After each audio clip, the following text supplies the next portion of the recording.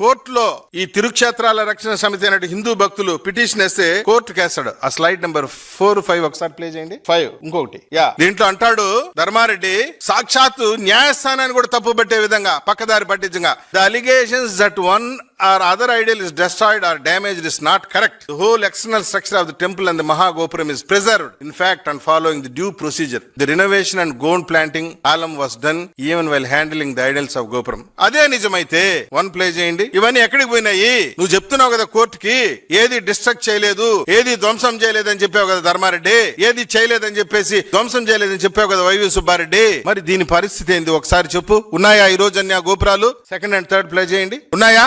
చూద్దామా? పోయి వచ్చి పరిశీలించడానికి దమ్ము ధైర్యం ఉందా?